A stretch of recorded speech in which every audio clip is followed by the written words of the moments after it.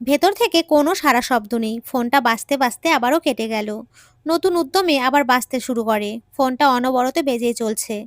আমি দ্বিধায় ভুগছি, ফোনটা রিসিভ করব নাকি না। রিসিভ করলে যদি উনি রাগ করেন, ফোনটা হাতে নিলাম। ফোনের স্ক্রিনে তাকাতেই চমকে উঠলাম। আমার দৃষ্টি ফোনে আটকে গেছে। অরি নামটা দেখে বুকের ভেতরে ধক করে উঠল। আচমকা কেউ আমার হাত থেকে ফোনটা কেড়ে নিল। কারো রুক্ষ কণ্ঠ কর্ণগোচর হলো। সামনে তাকিয়ে দেখি রুদ্র ভাইয়া দাঁড়িয়ে আছে। চোখগুলো অসম্ভব লাল হয়ে আছে। কি সমস্যা তোমার? আমার পেছনে না লাগলে তোমার শান্তি লাগে না? আমার পেছনে লাগা ছাড়া তোমার আর কোনো কাজ নেই? কারো পার্সোনাল জিনিস ধরলে যে তার কাছ থেকে অনুমতি নিতে হয় সেটাও জানো না? এই সিম্পল কার্টেসি কি তোমার মাঝে নেই? নেক্সট টাইম আমার কোনো জিনিস তুমি ছোবে না। I hates this. সরি, আমি বুঝতে পারিনি আপনি এতটা রেগে যাবেন। আমি আপনাকে ডেকেছিলাম, কিন্তু আপনি হয়তো শোনেননি। ফোনটা অনবরত বেজেই চলেছিল। তাই তাই কি? আমি তোমাকে আমার ফোন ধরার অনুমতি দিয়েছি? কি বুঝতে পারোনি? তুমি কি ছোট বাচ্চা নাকি অবুঝ শিশু? দুঃখিত, আর কখনোই আপনার জিনিস আমি ধরবো না। আপনার জিনিসের ধারে কাছেও আমি যাব না। কথাগুলো বলে রুম থেকে বের হয়ে এলাম। রুদ্রের করা অপমানে মুহূর্তের মাঝে আমাকে ক্ষতবিক্ষত করে দিয়েছে। তীব্র আত্মসম্মানে ওনার কথাগুলো চুম্বকের মতো আঘাত করলো। এর আগে কখনো কেউ আমাকে এভাবে বলেনি। উনি না জেনে এমন একটা জায়গায় আঘাত করলেন যার কোনো ক্ষমা হয় না, কোনো কিছুর বিনিময়ে না। আমি সোজা ছাদে চলে এলাম। চোখ দুটো জ্বলছে, কিন্তু আমি কাঁদবো না। কার জন্য কাঁদবো? যার কাছে আমার কোনো মূল্যই নেই। কান্না মানেই দুর্বলতা। আমি কারো সামনে দুর্বল হব না। ওনার সাথে কথাও বলবো না, ওনার জিনিস স্পর্শও করব না। কথা বলবো যতটুকু না বললেই নয়, ঠিক ততটুকুই। আমি আত্মসম্মানহীন নই, আমারও আত্মসম্মান আছে। মাথার উপরে বিশাল আকাশ, মিটিমিটি তারায় ছেয়ে আছে আকাশটা। দমকা হাওয়ায় আমার চুলগুলো এলোমেলো করে দিল। ঠিক তখনই আমার কাঁধে কেউ হাত রাখলো। আমি পেছনে এক পলক তাকিয়ে চোখ ফিরিয়ে নিলাম। মন খারাপ? না, আমি জানি তোর মন খারাপ। তুই সবার কাছ থেকে লুকোতে পারলেও আমার কাছ থেকে লুকোতে পারবি না। মন খারাপ কেন? মন খারাপের কারণ কাউকে বলতে নেই। কাউকে মন খারাপ এটা বলার চেয়ে আমি ভালো আছি এটা বলাই ভালো। আমার মন খারাপের কারণটা হয়তো তার কাছে হাস্যকর মনে হবে, বা উপরে উপরে সহানুভূতি দেখালেও ভেতরে ভেতরে আনন্দ পাবে। তোর আমাকে এরকম মনে হয়? হুম, তুমি তো আমার বেস্ট ভাইয়া। আমি তো জাস্ট এমনিই বললাম। আমার মন একদম ভালো। কলেজ লাইফ শেষ হয়ে গেল, কতদিন হলো বান্ধবীদের সাথে দেখা হয় না। পুরোনো দিনের কথাগুলো অনেক মনে পড়ছে। এটার জন্য মন খারাপ করতে হয়? তোর সব ফ্রেন্ডরা মিলে কালকে একটু ঘুরে আয়। সবাইকে ফোন দিয়ে বল যে তাদের সাথে দেখা করতে চাস, তাহলেই তো হয়। তুই ভালো আছিস তো? এটা আবার কেমন প্রশ্ন? আমি ভালো থাকবো না কেন? আমাকে দেখে তোমার মনে হচ্ছে আমি খারাপ আছি? চোখের দেখা সবসময় ঠিক হয় না। আমাদের চোখের সামনে যা ঘটে তা কি সবসময় ঠিকই হয়? চোখে দেখা অনেক সময় ভুল হয়। হয়তো তুই আমার সামনে ভালো থাকার অভিনয় করছিস, কিন্তু তুই ভালো নেই। রুদ্রের সাথে তোর সব ঠিকঠাক আছে? উফ ভাইয়া, তুমি আমাকে নিয়ে একটু বেশি চিন্তা করছো। আমি একদম ঠিক আছি, ওনার সাথে আমার সব ঠিকঠাক আছে।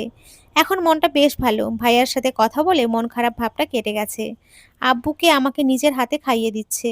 আম্মুর কোলে মাথা রেখে আব্বু আম্মুর সাথে কত শত কথা বললাম। কালকেই ওই বাড়ি ফিরে যেতে হবে, এটা ভেবেই মন খারাপ হচ্ছে। ওনার সাথে ফিরে যেতে আমার একদমই ইচ্ছে করছে না। রুমে এসে দেখি উনি শুয়ে পড়েছেন। প্রথম দিনের মতো আজকে উনি বিছানার মাঝ বরাবর কোল বালিশ দিয়ে শুয়ে আছেন। উনি চোখের উপরে হাত রেখে শুয়ে আছেন। দেখে বোঝা যাচ্ছে না সজাগ নাকি ঘুমিয়ে গেছেন। আমি আর কিছু না ভেবে রুমের লাইটটা অফ করে কোল বালিশের অপর পাশে গুটি-সুটি মেরে শুয়ে পড়লাম, ওনার দিকে পিঠ দিয়ে। সকালে উনি আমার আগেই ঘুম থেকে উঠলেন। ঘুম থেকে উঠেই গুড মর্নিং ওয়াকে চলে গেছেন। আমি ফ্রেশ হয়ে এসে ব্রেকফাস্ট করতে বসলাম। উনি ফিরে আসার আগেই আমাকে বাসা থেকে বের হয়ে যেতে হবে। আমি ওনার সাথে ওই বাসায় ফিরবো না। সত্যি বলতে আমি ওনার গাড়িতে উঠতেই চাই না। ওনার কোনো জিনিস আমি ইউজ করতে চাই না। আমি নিজের আত্মসম্মান বিসর্জন দিয়ে তো ওনার সাথে যেতে পারি না। আম্মু আমাকে আজকে একটু কলেজে যেতে হবে। কেন? আজকে সব ফ্রেন্ডরা একসাথে হওয়ার জন্য কলেজ আসছে, আমাকেও যেতে বলেছে। কখন যাবি? এই তো এখনই, ব্রেকফাস্ট করেই চলে যাব। একা একা যাবি? হ্যাঁ। রুদ্রর সাথে গেলেই তো পারতি, ওনার সাথে গেলে দেরি হয়ে যাবে। আম্মু আমি আসছি, ওনাকে তুমি বলে দিও আমি চলে গেছি। আমি মামুনিকে ফোন করে বলে দেব। তারপর আব্বুর কাছে গেলাম। আব্বু আমি আসছি। এখনই চলে যাবি? হুম, কলেজে একটু দরকার ছিল। আচ্ছা চল, তোকে আমি গাড়িতে তুলে দিয়ে আসি। আচ্ছা চলো। অ্যাডমিশন কোচিংয়ে কোন দিন ভর্তি হবি? আগামীকাল। তুমি নিয়ে যাবে? অবশ্যই। তোর জীবনের এমন কোনো স্পেশাল দিন আছে যেদিন তোর সাথে আমি ছিলাম না? তুই ডক্টর হয় এটা যেমন তোর স্বপ্ন তেমন আমারও। আগামীকাল 10টার সময় তোকে নিয়ে যাব, রেডি হয়ে থাকবি। আমি তোকে ওই বাসা থেকে নিয়ে যাব। আচ্ছা। আব্বু আমাকে একটা রিস্কায় তুলে দিল। সাবধানে যাস আর নিজের খেয়াল রাখিস। তুমিও নিজের খেয়াল রেখো। কিছুক্ষণ আগে সেই পুরনো কলেজে এলাম, কতদিন পর কলেজে এলাম। কলেজ ক্যাম্পাসে পা রাখতেই মনে পড়ে গেল কত শত স্মৃতি। এই তো কদিন হলো এই কলেজ থেকে বিদায় নিলাম, কিন্তু মনে হচ্ছে কত বছর হয়ে গেছে কলেজটাকে দেখি না, কলেজের প্রিয় মুখগুলোও দেখি না। এই কলেজের সাথে জড়িয়ে আছে কত শত মধুর স্মৃতি, যেগুলো ফিরে আসার না। প্রিয় বান্ধবীদের ফোন দিলাম, তাদের আসতে আরো 10 মিনিট। বান্দরগুলো অলওয়েজ লেট করে, এবারও যে ব্যতিক্রম হবে না এটা ভাবাই ভুল। সবাই আসলে একসাথে স্যারদের সাথে দেখা করতে হবে। হাঁটতে হাঁটতে কলেজের পেছনের দিকে চলে এলাম। এদিকটায় বেশি মানুষজন আসে না, টিফিন টাইমে একটু আধটু মানুষের আনাগোনা হয়। হঠাৎই ওড়নায় টান পড়ে, পেছন ফিরে দেখি এনাম ভাইয়া আমার ওড়না টেনে ধরেছে। এই ছেলেটা যেদিন থেকে কলেজে ভর্তি হয়েছে সেদিন থেকে বিরক্ত করে যাচ্ছে, কিন্তু আজকে তো ওড়না টেনে ধরেছে, হঠাৎই জোরে ওড়না টান দেয়।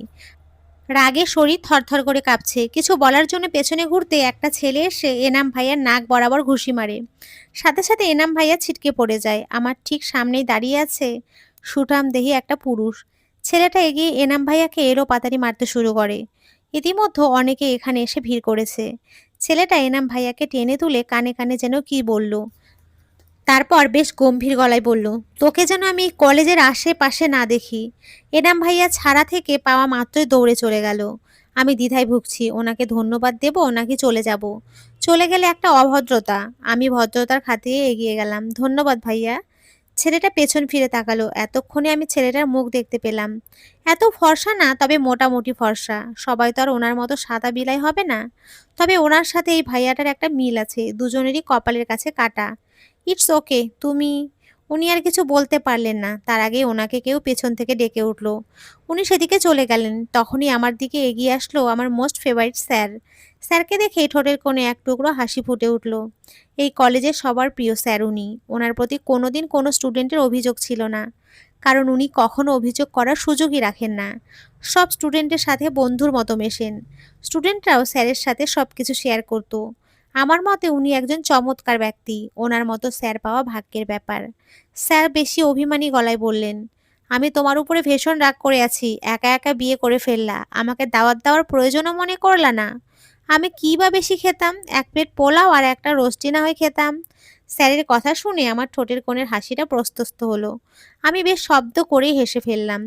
উফ, এই হাসিটাই এতদিন মিস করছিলাম। কতদিন পর তোর এই হাসিটা দেখলাম। তোর উপরে কেউ বেশিক্ষণ রেগে থাকতে পারবে না। কারো রাগ ভাঙানোর মহা ঔষধ হচ্ছে তোর এই হাসি। ধর তোর উপরে কেউ ভয়ঙ্কর রেগে আছে, তুই শুধু ওই ব্যক্তির সামনে দাঁড়িয়ে হেসে দিবি। দেখবি রাগ গলে জল হয়ে গেছে। প্লিজ স্যার, রাগ করবেন না। আমি নিজেও জানতাম না ওই দিন আমার বিয়ে ছিল। অন্য কাউকে না বললেও আপনাকে নিশ্চিত বলতাম। পরে নিশ্চয়ই আব্বু আপনাকে বলেছে, তোর আব্বুই বলেছে, তোদের ম্যাডাম বলেছে তুই তোর হাজবেন্ডকে নিয়ে আমাদের বাসায় যেতে। আমি রেগে নেই, তোর এই হাসি দেখার পর কি আর রেগে থাকা যায়? একদম ঠিক বলেছেন স্যার, এই মাইয়া হাসি দিয়া মানুষের রাগ ভাঙায় ফেলে।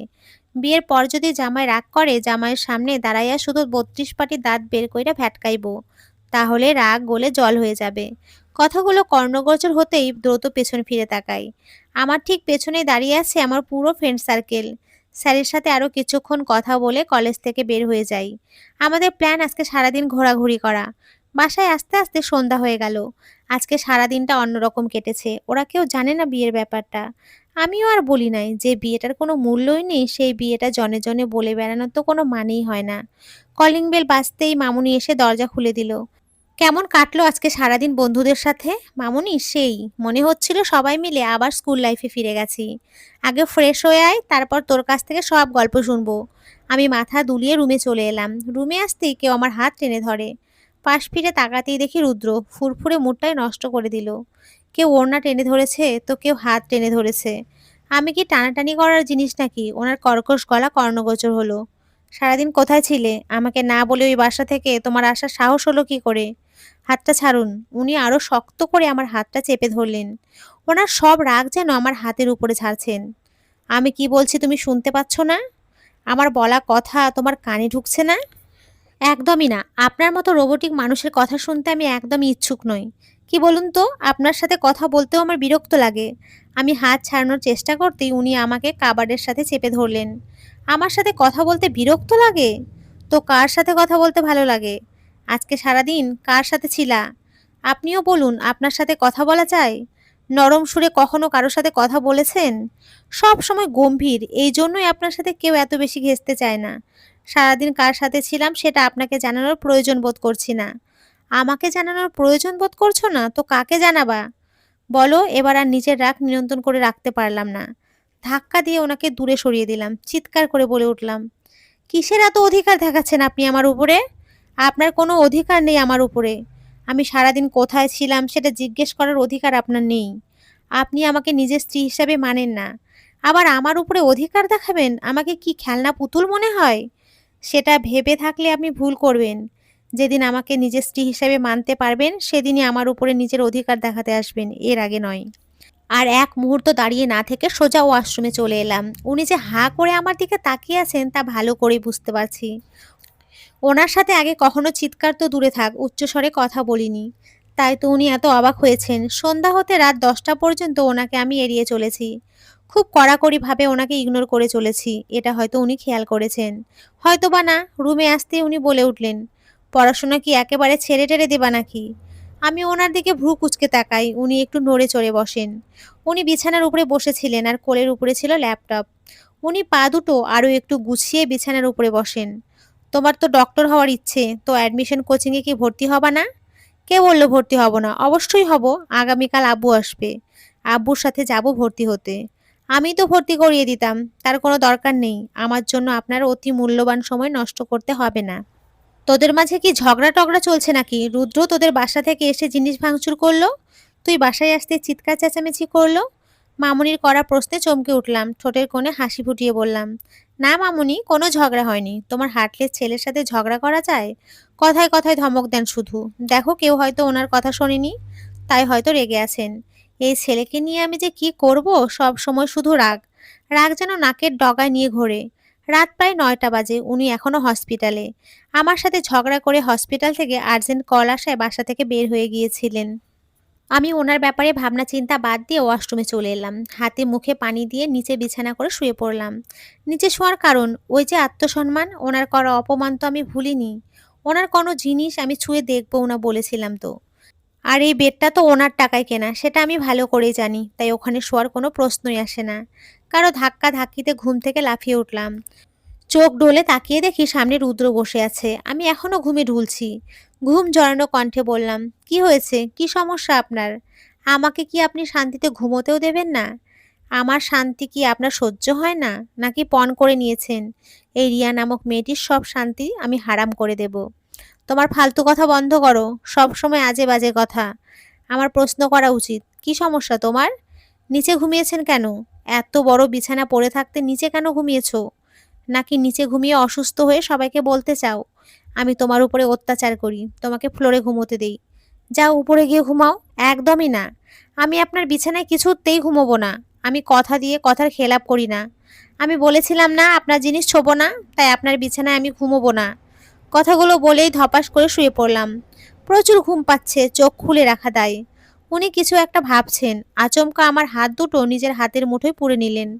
তারপর রিনরিনে কণ্ঠে বললেন, ওই দিনের ঘটনার জন্য আই এম সরি। তোমার সাথে খারাপ ব্যবহার করার কোনো ইন্টেনশন আমার ছিল না। তুমি তো জানোই অন্য কেউ আমার জিনিস ধরুক সেটা আমার পছন্দ না। হসপিটালে একটা বিষয় নিয়ে ঝামেলা হচ্ছিল, তাই আগে থেকে রেগেছিলাম। ঝামেলাটা সিনিয়রদের সাথে হওয়ায় তাদের সাথে কিছু বলতে পারছিলাম না। রাগ প্রকাশ করতে না পারায় রাগ বেড়েই চলেছিল। তার মাঝেই তোমার হাতে আমার ফোন দেখে রাগ হয়। সবটা রাগই তোমার উপরে উগরে দেই। সরি। ওনার উপরে কোনো কথা আমার কর্ণকুহরে পৌঁছলো না। আমার চোখের পাতায় ভর করলো ঘুম। মুহূর্তের মাঝে ঘুমে তলিয়ে গেলাম। সকালে ঘুম থেকে উঠে নিজেকে বিছানায় আবিষ্কার করি। আমার আর বুঝতে বাকি থাকে না উনি আমাকে বিছানায় নিয়ে এসেছেন। আমি একটা তপ্ত শ্বাস ছাড়লাম। এত সহজে তো আমি ওনাকে ক্ষমা করব না। হুম হুম, একদমই না। জ্বালিয়ে পুড়িয়ে ছাই করে দিয়ে ক্ষমা করব। বিছানার এক পাশটা খালি। ঘড়ির কাঁটায় ঠিক ঠিক 6:30। এই সময় ওনাকে বিছানায় পাওয়া ভাগ্যের ব্যাপার। উনি তো সেই 5:30টায় ঘুম থেকে ওঠেন। এখন হয়তো উনি এক্সারসাইজ করছেন। আমি হাত দিয়ে এলোমেলো হয়ে পড়ে থাকা চুলগুলো খোপা করে নিলাম। পা বাড়ালাম ওয়াশরুমের দিকে। ফ্রেশ হয়ে সোজা কিচেনে চলে এলাম। এক মগ কফি করে রুমে চলে এলাম। মামুনি হয়তো এখনো ঘুম থেকে ওঠেনি। ইয়ারফোন কানে গুঁজে দিয়ে বেলকানিতে চলে এলাম। হাতে কফি মগ, কানে বাজছে সফট মিউজিক, আর সামনে সকালবেলার মনোরম পরিবেশ। সকালের ঠান্ডা শীতল হাওয়া আমার চোখে মুখে বাড়ি খাচ্ছে। কফি মগে আন মনে চুমুক দিতে দিতে নিচে তাকাতেই আমার চোখ দুটো আটকে যায়। রুদ্র পুশ আপ করছেন। একটা অফ হোয়াইট রঙের পাতলা টি শার্ট আর কালো রঙের স্পোর্ট ট্রাউজার পরে আছেন। কপাল বেয়ে টপা টপ ঘাম ঝরছে ওনার। ওনাকে অসম্ভব সুন্দর লাগছে। আমি আগে কখনো ওনাকে সেইভাবে লক্ষ্য করিনি। আসলেই উনি অনেক ফর্সা, আমার থেকে হয়তো 1000 গুণ বেশি ফর্সা। আমি ওনার মতো এতটা লম্বাও নই। ওনার গলা পর্যন্ত পৌঁছাতে আমার 3 দিন লাগবে।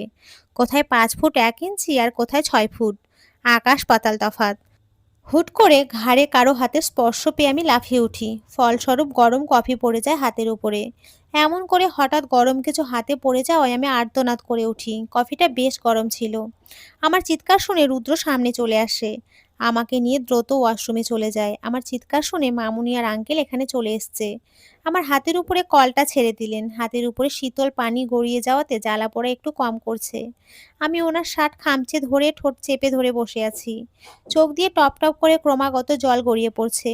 আমাকে এই অবস্থায় দেখে মামুনি অস্থির হয়ে পড়লেন। উনি আমাকে নিয়ে রুমে আসলেন। বিছানায় বসিয়ে দিয়ে মামুনিকে বললেন, আম্মু, আমার রুমে কোনো বার্ন ক্রিম নেই? গেস্ট রুমে দেখো বার্ন ক্রিম আছে, একটু নিয়ে আসো তো। মামুনি দৌড়ে চলে গেলেন। উনি এখনো আমার হাত ধরেই বসে আছেন। অতঃপর শীতল কণ্ঠে বললেন, এখন কি একটু বেটার ফিল করছো? আমি মাথা দুলিয়ে সম্মতি জানাই। উনি আবার বলে উঠলেন, সরি, আমার জন্যই এসব হলো। আমার জন্যই তোমাকে এতটা কষ্ট সহ্য করতে হলো। আপনার সরি বলার দরকার নেই, আমাকেই আরও একটু সাবধান হওয়া উচিত ছিল। আসলে আমি বড্ড কেয়ারলেস। কথাগুলো বলে একটু হাসার চেষ্টা করলাম। উনি হয়তো আমার কথাগুলো শুনে সন্তুষ্ট হতে পারলেন না। মুখটা আগের মতোই করে বসে আছেন। আব্বু ঠিক 10টার সময় এই বাসায় এসে হাজির হলেন। আব্বু আমার পুড়ে যাওয়া হাত দেখে অস্থির হয়ে পড়লেন। বাচ্চাদের মতো আমাকে বকে যাচ্ছেন। অনেক কষ্ট করে আব্বুকে শান্ত করি। অবশেষে আমি অ্যাডমিশন কোচিংয়ে ভর্তি হওয়ার জন্য রেডি হয়ে আসলাম। কিন্তু রুদ্র আমাকে আব্বুর সাথে দিতে নারাজ। উনি জেদ ধরে বসে আছেন, উনিই আমাকে নিয়ে যাবেন। আব্বু ওনার জেদের কাছে হার মানলেন। আব্বু চলে গেলেন। যাওয়ার আগে আমাকে বলে গেলেন, বলেছিলাম না, মানুষ একবারই ভুল করে, বারবার না। রুদ্রই তোর জন্য বেস্ট। আব্বুর কথার কোনো প্রতি উত্তর করলাম না, নীরব রইলাম। অতঃপর রুমে চলে এলাম। একটু পর উনিও রুমে আসলেন। দেখুন, আব্বুকে পাঠিয়ে দিলেও আমি আপনার সাথে কিছুতেই যাব না। আপনার টাকায় আমি কিছুতেই ভর্তি হব না। তুমি কেন ওই দিনের কথাটা নিয়ে এখনো পড়ে আছো? সরি বললাম তো অনেকবার। পুরো বিষয়টা তোমার কাছে এক্সপ্লেন তো করলাম। আমার টাকায় ভর্তি হবা না তো তোমার বাবার টাকায় ভর্তি হবা? বিয়ের পরেও নিজের বাবার কাছ থেকে টাকা নিতে লজ্জা করবে না? আমার একটা মান সম্মান আছে। আমি তো এভাবে তোমার ভর্তির টাকা তোমার বাবাকে দেওয়ার সুযোগ দিতে পারি না। আমার হয়তো এতটাও খারাপ অবস্থা না যে সামান্য কয়েকটা ভর্তির টাকাও তোমার বাবার কাছ থেকে নিতে হবে। আমি আগেও বলছি, এখনও বলছি, আমি নিজের দায়িত্ব নিয়ে কখনো হেলাফেলা করি না। উনি ওয়াশরুমে চলে গেলেন। আমি মাথা নিচু করে দাঁড়িয়ে আছি।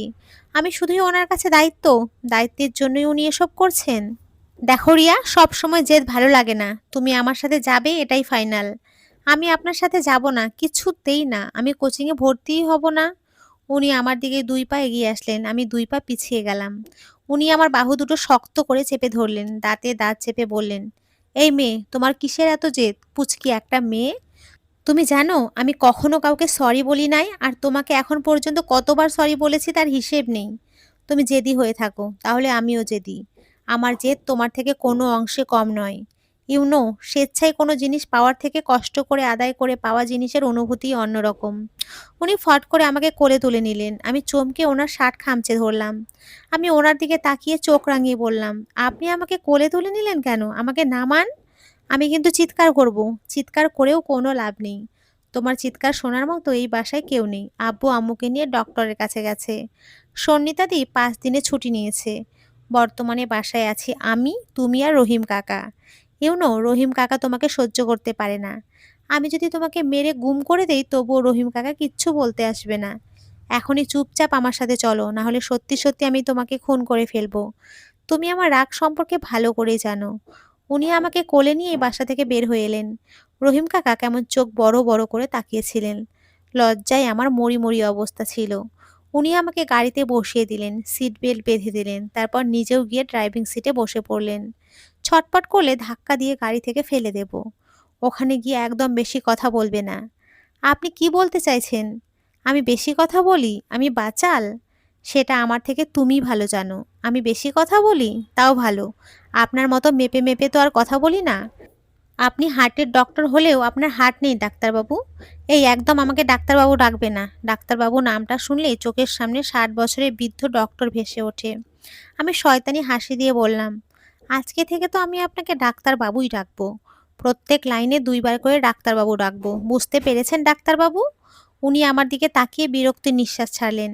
আমি মুচকি হাসি দিলাম। উনি বেশ বুঝতে পেরেছেন। কোনো জিনিস না করে আমাকে শোনানো যায় না। যেটা আমাকে না করা হয় সেটা আমি আরো বেশি করে করি। কিছুক্ষণ পরে একটা হসপিটালের সামনে গাড়ি থামালেন উনি। আশেপাশে তাকিয়ে বুঝতে পারলাম এটাই ওনার হসপিটাল। আপনি আমাকে এখানে কেন নিয়ে এসছেন? মেডিকেল পাস না করিয়ে ডক্টর বানিয়ে দিতে চাইছেন নাকি? তুমি অলওয়েজ বেশি কথা বলো। একটু চুপ থাকতে পারো না? একটু কাজ আছে, আমি 5 মিনিটের মাঝে আসছি। উনি গাড়ি লক করে চলে যাচ্ছিলেন। আমি পেছন থেকে চেঁচিয়ে বললাম, এই আপনি গাড়ি লক করে যাচ্ছেন কেন? গাড়ির লক খুলে দিয়ে যান। ইম্পসিবল। তোমার উপরে আমার এক বিন্দুও বিশ্বাস নেই। আমি গাড়ির লক খুলে দিয়ে যাই আর তুমি লাফিয়ে লাফিয়ে গাড়ি থেকে নেমে যাও। তা তো আমি হতে দেব না। এখানেই বন্দি হয়ে থাকো। এই আপনি কিন্তু বেশি করছেন। মামুনি আসলে আমি বিচার দেব। উনি আমার কথা না শুনে চলে গেলেন। 5 মিনিটের জায়গায় 10 মিনিট হয়ে গেল, কিন্তু ওনার আসার খবর নেই। বিরক্ত লাগছে। আমার ফোনটাও সাথে নেই, না হলে ফোন টিপে সময় পার করতাম। ওনার ফোনটা এখানেই পড়ে আছে, কিন্তু আমি তো আর ধরবো না। কিছুক্ষণ আগেই উনি আমাকে কোচিংয়ে ভর্তি করে বাসায় নামিয়ে দিয়ে হসপিটালে গেছেন। সারা বাড়ি জুড়ে আমি একলা। রহিম কাকাও একটু আগে বাজারে গেছে। রহিম কাকা আমাকে সহ্য করতে পারে না, বিষয়টা তেমন নয়। রহিম কাকার সাথে আমার একটু পরপরই ঝগড়া লাগে। কারণ ছাড়াও ঝগড়া করি। মামুনি আর আঙ্কেল আসতে অনেক দেরি, রাত 1টা বাজে। হুট করে ঘুমটা ভেঙে গেল। আমার ঘুম একবার ভেঙে গেলে সহজে আর আসে না। কতক্ষণ হলো রুম জুড়ে পায়চারি করলাম, তবুও ঘুম আসছে না। আর এদিকে উনি আহাম্মকের মতো ঘুমাচ্ছেন। আমি আস্তে আস্তে রুমটার দরজাটা খুললাম। যেই রুম থেকে বের হতে যাব, ওনার কথা শুনে দাঁড়িয়ে পড়লাম। এই তুমি এত রাতে কোথায় যাচ্ছ? নিজেকে চোর মনে হচ্ছে। চুরি করে ধরা পড়লে মানুষের অবস্থা যেমন হয়, আমার অবস্থাও ঠিক তেমন। আমি পেছন ঘুরে একটা শুকনো হাসি দিয়ে বললাম, এই তো রাস্তায় হাঁটতে যাচ্ছি। কথাটা বলে জিহ্বায় কামড় দিলাম। ভুল মানুষের সামনে ভুল কথা বলে ফেলেছি। Are you mad? এত রাতে তুমি একা রাস্তায় হাঁটতে যাচ্ছ? তোমার কমন সেন্স নেই? আমি কি করব, ঘুম আসছিল না তো। আগে ঘুম না আসলে আব্বু আর ভাইয়ার সাথে হাঁটতে যেতাম। এখন তো আব্বু আর ভাইয়া নেই, আপনাকেও তো বলে লাভ নেই। আপনি জীবনেও যাবেন না। এত কথা না বলে চুপচাপ এসে শুয়ে পড়ো। একদমই না। আমি এখন কিছুতেই শোবো না। আপনার ঘুমানোর ইচ্ছে থাকলে আপনি ঘুমান। উনি আমার দিকে চোখ রাঙিয়ে তাকিয়ে বললেন, দেখো রিয়া, আমাকে রাগিও না। চুপচাপ এসে শুয়ে পড়ো। আমি যদি এখন উঠে আসি সেটা তোমার জন্য ভালো হবে না। আমি চুপচাপ এসে শুয়ে পড়লাম, ওনার দিকে পিঠ দিয়ে। ওনার দিকে এক পলক তাকিয়ে বললাম, আপনি একজন হার্টলেস ডাক্তারবাবু। কারো অনুভূতির মূল্য আপনার কাছে নেই। আবার মুখ ঘুরিয়ে শুয়ে পড়লাম। ওনার দিকে না তাকিয়ে বুঝতে পারছি উনি আমার দিকে তাকিয়ে আছেন। সকাল থেকে ব্যস্ত হয়ে রেডি হচ্ছি আমি। 9টা থেকে কোচিং। উনি আমাকে কোচিংয়ে ড্রপ করে দিয়ে হসপিটালে যাবেন। এতক্ষণ ব্যস্ত হয়ে রেডি হলেও খাওয়ার সময় আমার আলসেমি শুরু হয়ে গেল। এদিকে উনি আমাকে তাড়াতাড়ি খাওয়ার জন্য তাড়া দিচ্ছেন। খাবার শেষ না করে টেবিল ছেড়ে উঠে পড়লাম। উনি গম্ভীর গলায় বলছেন খাবার শেষ করার জন্য। আমি ওনার কথায় পাত্তা না দিয়ে বাসা থেকে বের হয়ে গাড়িতে এসে বসলাম। একটু পর উনিও আসলেন, এসেই লেকচার দেওয়া শুরু করলেন। আমি ওনার কথায় পাত্তা না দিয়ে বাইরের দিকে তাকিয়ে আছি। কিছুক্ষণ পরে গাড়ি দাঁড় করালেন। আমি নামতেই যাব, উনি থামিয়ে দিলেন। আমি চাই না তুমি আমাদের বিয়ের ব্যাপারটা কাউকে বলো। কাউকে বলবে না যে তুমি আমার স্ত্রী। তুমি আমি ওনাকে থামিয়ে দিয়ে বললাম, আপনাকে এত টেনশন করতে হবে না। আমি কাউকে বলবো না আমাদের বিয়ের ব্যাপারে। আমি সুবিধাবাদী মেয়ে না, আর না আত্মসম্মানহীন। যে আমাকে পরিচয় দিতে চায় না তার কাছ থেকে জোর করে নিজের পরিচয় আদায় করে নেব। তুমি তো আমাকে কথাটা সম্পূর্ণ করতে দেবে? অর্ধেক কথা শুনে এর উল্টো মানে বের করছো। আমি কোনো উল্টো মানে বের করছি না। আমি নামক বোঝা আপনাকে বেশি দিন আর বইতে হবে না। আপনাকে খুব তাড়াতাড়ি আমি নামক দায়িত্ব থেকে মুক্তি দিয়ে দেব। তো বন্ধুরা, পরের পর্বটিও খুব তাড়াতাড়ি আসবে। ভালো লাগলে অবশ্যই একটি লাইক করো। আর তোমরা সকলে খুব ভালো থেকো, সুস্থ থেকো। সকলকে অসংখ্য ধন্যবাদ। নমস্কার বন্ধুরা, খুব ভালো থেকো।